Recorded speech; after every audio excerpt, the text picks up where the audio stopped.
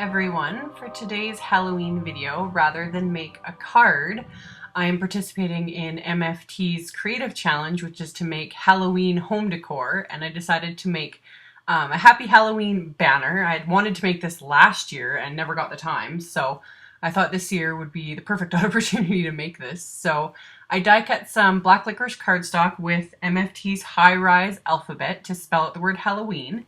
And then for the banner, I'm using the Jumbo Fishtail Banner Stacks dies. And I used one of the smaller dies in the set and die cut a bunch of sour apple cardstock. And then I decided I wanted some pattern on that, so I'm using the new Fine Check background stamp. And I'm inking it up with sour apple ink. And then I'm going to stamp each banner piece with that ink. So ink it up, lay down the little banner piece, and I'm going to cover that with some scrap paper so I don't get ink absolutely everywhere. When you do several pieces like this, the ink kind of gets picked up on the scratch paper, and then the back of the banners get a little bit messy, but no one's going to see that because it's going to be hanging on the wall, so I don't worry about that at all. But I do everything all at once, so I stamp all the banners all at once. I did all the die cutting all at once just to save time and make this go quite smoothly because it's quite a large banner. So once I was done all the stamping, I had die cut some orange fizz cardstock with this is the Dainty Doily Duo die, the smaller of the two dies.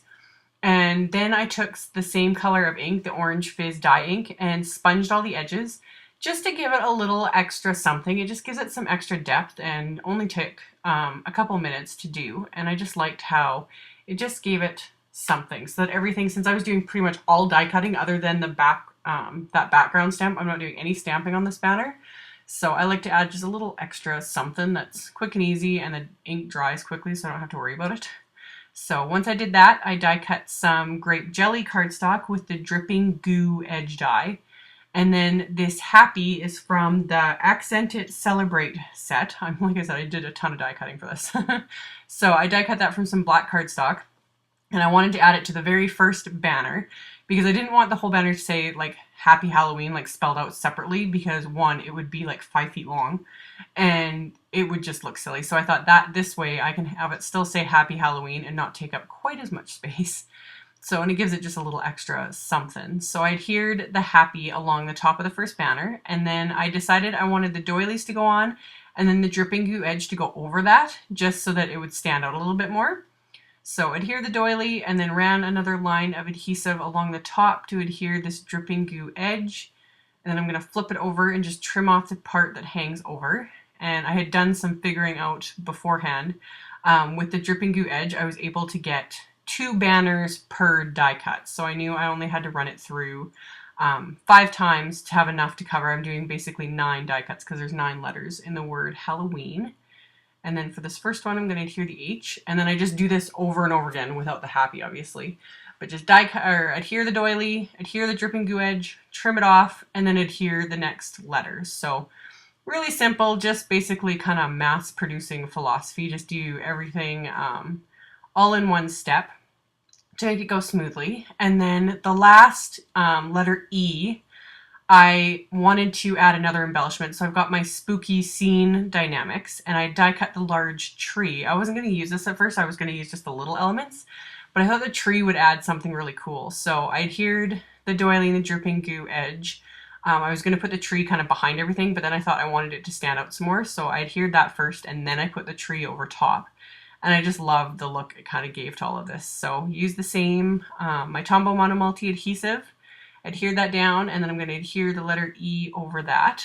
And then I've got everything laid out, and I die cut the little ghosts and the little bats and even the word boo from some more white cardstock, some black cardstock, and then the word boo I just die cut from one of the scraps left over from doing the little dripping goo edge, and just kind of adhered them somewhat randomly. I didn't want the same thing, the same little elements to be side by side, but adhered all the little ghosts down where I wanted them, and then I die cut 2 little bats with the same spooky scene dynamics, and there's a little separate body for the bat, so I adhered those together and then adhered those into place. And I was kind of happy with that once that was done. I was kind of starting to overthink things and thinking about adding all kinds of crazy elements to this, but I thought because this is going to be such a big banner, I just wanted everything to stand out as it was. So I left it at that. And then I've got some AmyR. This is, I forget the name, the specific name of it. I'll have it listed with the supplies, but it's just some black cord and it's kind of rough and frayy, and I love it for Halloween projects. It's perfect for this. So I'm cut a piece long enough for the entire banner. And I've, in the past, with some of the banners I made, I usually end up just sewing the string right through the banners, like on the corners or different things. That way it'll never fall apart, the banners won't fall off. This time I thought I'd try something different, so I just cut strips of the same sour apple cardstock to be just slightly shorter than the width of the card, and then obviously wide enough to completely cover the string. So I hold the string in place, and then I'm just pressing this cardstock that I've covered with adhesive over it. And once this dries, these will never fall off, because this glue fuses cardstock to cardstock no problem. So didn't take very long at all. I left small gaps between all of the banners just for a little bit of space so that it'll hang nicely. And then I wanted to cover those gaps, so I grabbed my grape jelly buttons. These are also from MFT, and they match the cardstock perfectly. I was kind of happy with how that turned out. And I threaded the same black cord onto a huge needle. It needed to have a big enough eye in it to get this cord through. And then I'm just basically sewing these buttons on to the thread or the cord that sticks out between each banner. So that way I don't have to press the needle through any cardstock, so it's really simple. I just thread it through and make sure that it catches and loops around those little gaps where the thread is. So all the buttons are attached. And then I die cut some grape jelly felt with the Jumbo Beautiful Bow Dynamics. And it die cuts the main part of the bow, the little tail, and then the little strip that wraps around it to kind of finish it off. So for right now, I'm just adhering the main part here, and I'm using hot glue. That's about the only thing I like to use with felt. I'm not super experienced. I'm sure there's fabric adhesive and those sorts of things, but I find hot glue works wonders. So my crappy little Walmart hot glue gun has stood the test of time all these years. It was the best $6 I think I've ever spent. You just have to be careful because it's so small. The amount of times I've burned myself with that thing. But anyway, at the ends of on each end of the banner, I made sure to leave enough of the string to be able to tie it into kind of a loop. And I die cut these bows to disguise that loop. So you don't have just this weird kind of stringy loop thing on each end that just looks unfinished. So I hold the loop there so that it just goes just past the center of the bow, and then I can wrap that little bow center over this, and it adheres it into place really well. And it conceals it, and then I've got this cute little bow on each end of the banner. So got that adhered, and then that's when I'll adhere the little tail ends of the bow, and then you'll see as I flip it over, it's all super cute, and it completely disguises that little loop I've created with the extra twine so that I can hang this on the wall, and you won't see any nails or pins or anything. So really fun way to just kind of finish it off, and really easy. So did that, and then did the exact same thing with the other side.